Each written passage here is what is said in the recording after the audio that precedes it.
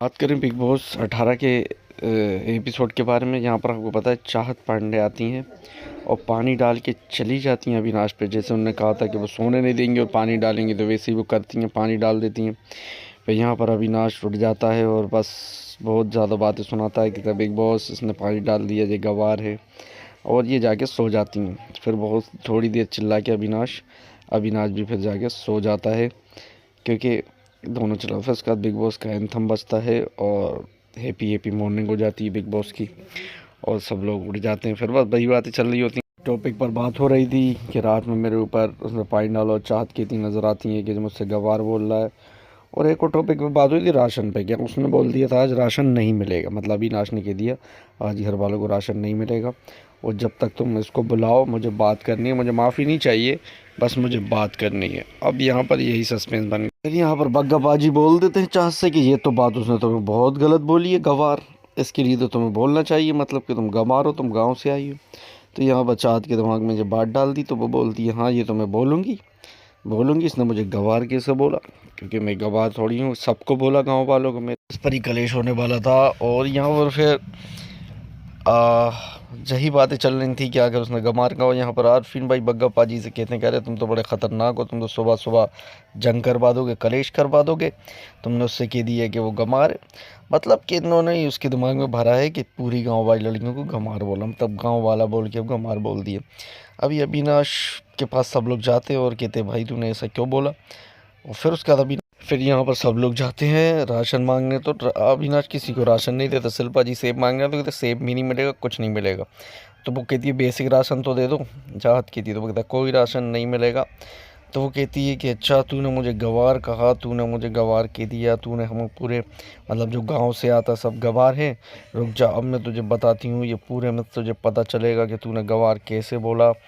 चाहत कहती क्यों नजर आती है कि गांव पे ज़्यादातर लोग गांव से ही आते हैं, तो क्या वो सब लोग गवार है, तो तू उन्होंने गवार बोला। और यहाँ पर ईशा और एलिस होती हैं, वो उसे समझाती नज़र आती हैं, मतलब कहती नज़र आती हैं कि इस टॉपिक को बड़ा चढ़ाए खींच रही है ताकि ये दिखे।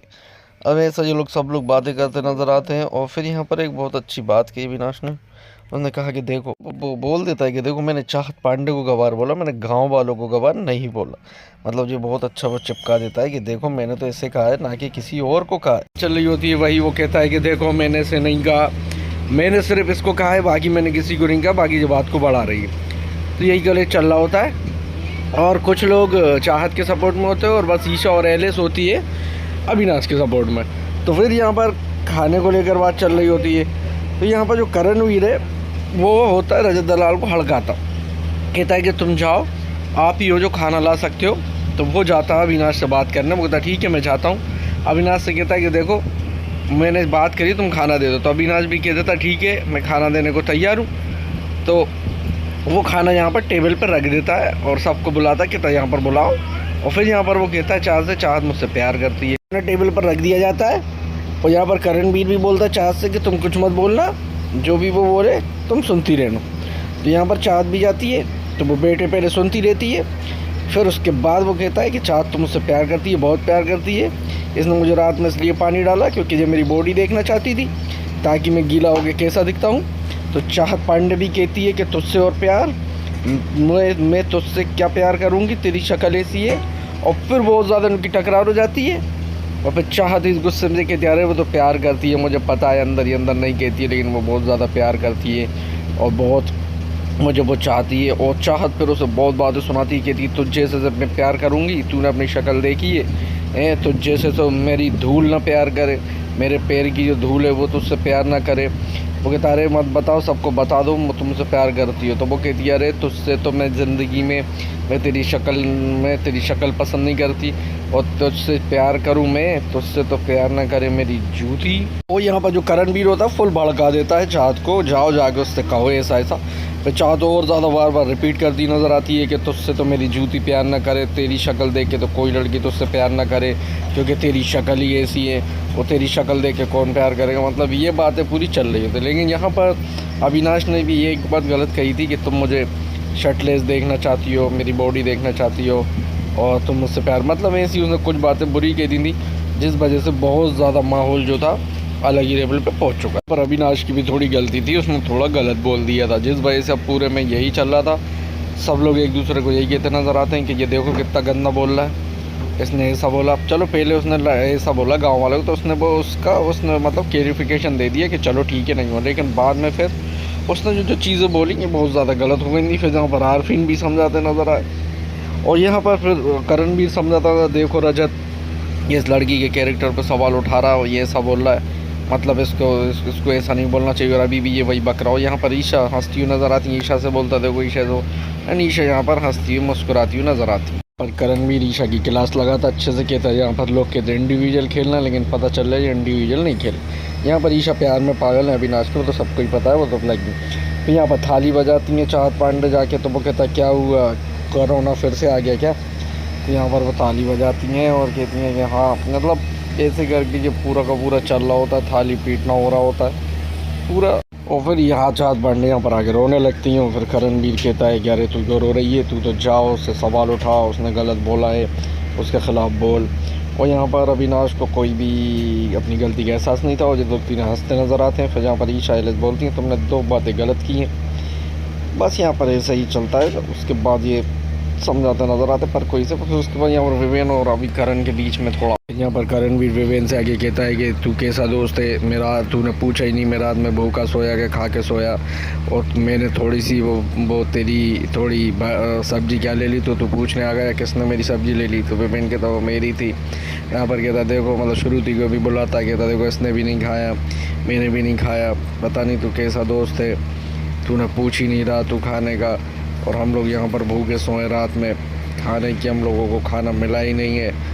भाई यहाँ पर विपिन कहता तो भाई तू शॉर्ट आउट करो ना, शॉर्ट आउट। यहाँ पर विपिन कहता नजर आ भाई उसके हाथ में अभी पावर है, वो खाना नहीं दे रहा, तुझे शॉर्ट आउट करना चाहिए। तो वो कहता बहुत सब ठीक है, लेकिन तूने मुझे खाना नहीं दिया, तू कैसा दोस्त है, तूने मुझसे पूछा नहीं, भाई तू सबसे पूछता है। तो यहाँ पर ये करणवीर कहते हुए नज़र आते हैं विवेन से कि तुमने मुझे खाने दो। फिर यहाँ पर शहजादी की ओवर एक्टिंग थोड़ी चालू थी, देखने लायक थी। ओवर एक्टिंग नज़र आता है कि तुम मतलब भाई बहन के लिए अलग से पराठे तलवा रहे हो, ये क्या है, एक के लिए लग्जरी आइटम और एक के लिए कुछ नहीं। तो ऐसा नहीं हो सकता कि तू मतलब भाई बहन के लिए पराठे बनवा रहा। तो यहाँ पर एलिस कहती है कि वहाँ अंदर चलो, वहाँ पर तमाशा हो रहा है। तो यहाँ पर भाई बहन कहता चलो ठीक है, फिर वो अंदर आता भाई बहन, यहाँ पर धामी अब एक लोग भड़काता है। यहाँ पर विवेन आते हो, यहाँ पर वो कहता है देखो मैं तुमसे बात नहीं कर रहा हूँ, धामी कहता मैं इससे बात कर रहा हूँ। तो वो कहता अच्छा, मतलब यहाँ पर चिल्लाता हुआ नज़र आता, सोचता है कि मैं भी अविनाश की तरह चिल्लाऊंगा तो मैं भी हीरो बनूंगा।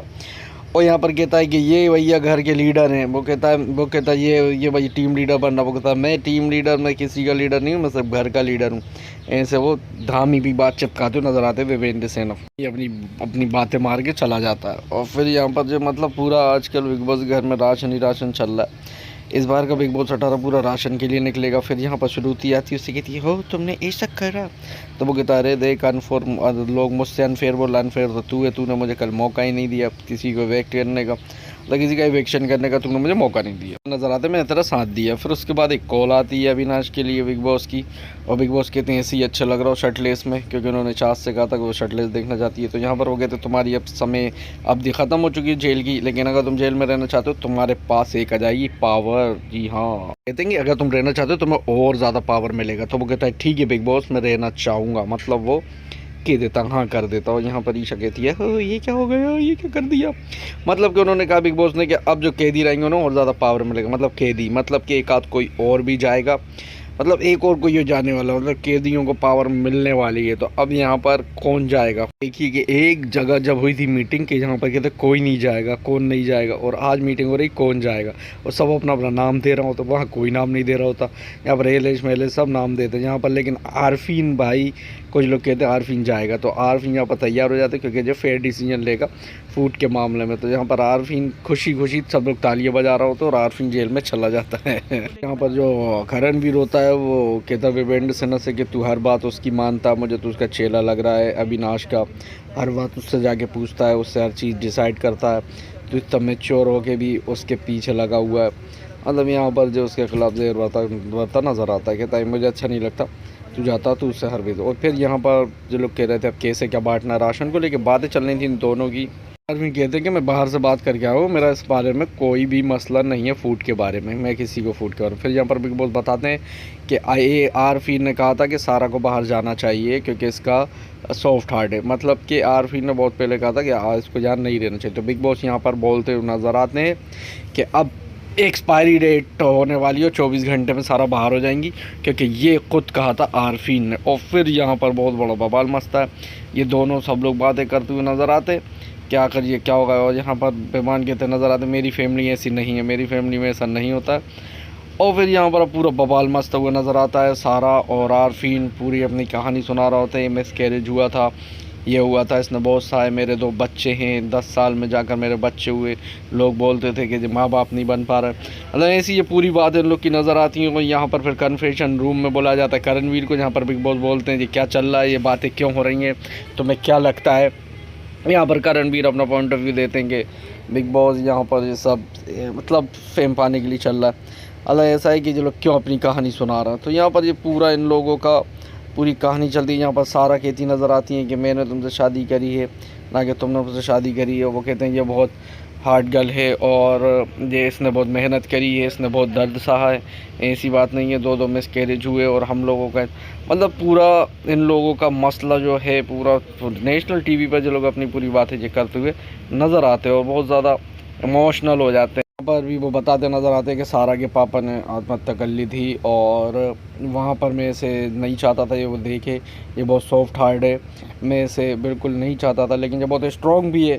और तो यहाँ पर करण भी कहता है कि आपको इसको मौका देना चाहिए था, आपको इसे बल्कि अकेले ही आने देना चाहिए था। तो कहते मैंने इसे इसलिए अकेले नहीं आने दिया क्योंकि ये बहुत सॉफ्ट हार्ट है।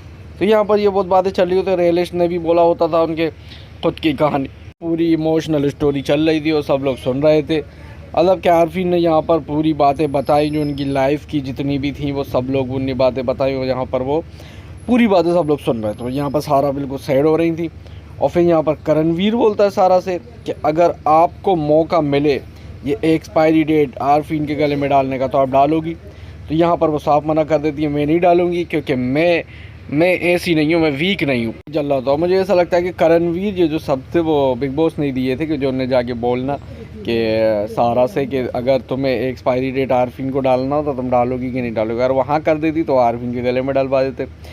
और फिर यहाँ पर सब लोग इमोशनल हो गए थे। फिर यहाँ पर रैंक डिसाइड होती है बिग बॉस की तरह रैंक डिसाइड। यहाँ पर बिग बॉस बताते हैं कि सब लोग इसमें 14 सदस्य भाग ले सकते हैं अविनाश और आरफीन को छोड़ के।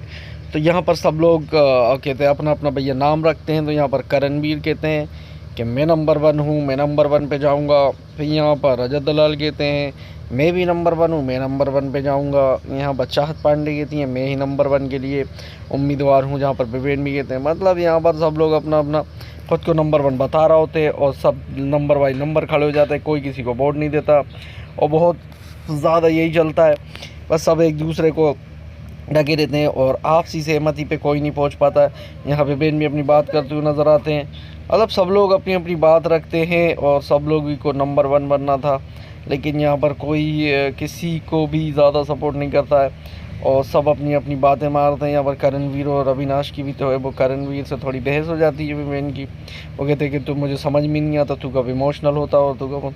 यहाँ पर सब लोग कोई भी किसी नतीजे पर नहीं पहुँच पाता। हामी कहता हुआ नज़र आता है कि किसी के बाप में दम है तो मुझे रोक ले, मैं नंबर 1 पे खड़ा हूँगा। तो यहाँ पर रजत दलाल कहता है कि देख सबके बाप माप में बच जाओ। वो कहता मैंने तुमसे अकेले नहीं बोला, तो वो कहता मुझसे नहीं बोला लेकिन सबके बापों से तो बोला है। और उसके बाद यहाँ पर स्टैंड लेता है और कहता है कि इतने सारे लोग हैं किसी ने भी इस पे स्टैंड नहीं उठाया कि जैसे सबके बाप पे जा रहा। माते यहाँ पर सबसे कहा था सब लोग चुप बैठे थे। यहाँ पर रियलिस्ट की थी क्या कहा इसने पापा का बापा, मतलब कोई ने भी स्टैंड नहीं उठाया था, इतनी बड़ी उसने बात कह दी यहाँ पर। और अविनाश थे वो ईशा को 3रे नंबर पर रख रहे थे और एलिस को 5वें नंबर पर रख रहे थे। तो यहाँ पर एलिस थोड़ी सैड नज़र आई, उससे कहती हैं कि ऐसा क्यों, तुम मुझे 5 पे क्यों रख रहे हो।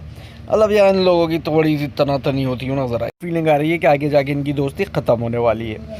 तो ये था आज का एपिसोड। उसके बाद कोई भी अपनी रैंक साबित नहीं कर पाया। अब कल इन लोगों को मौका मिलेगा, कौन करता है। तो कैसा लगा आपके एपिसोड कमेंट करके ज़रूर बताऊँ। और अच्छा लगा तो शेयर करें, लाइक करें, कमेंट करें और मेरे वीडियो को ज़्यादा से ज़्यादा शेयर करें क्योंकि ऐसी वीडियो में आपके लिए लाता रहता हूँ। बने रहे मेरे साथ।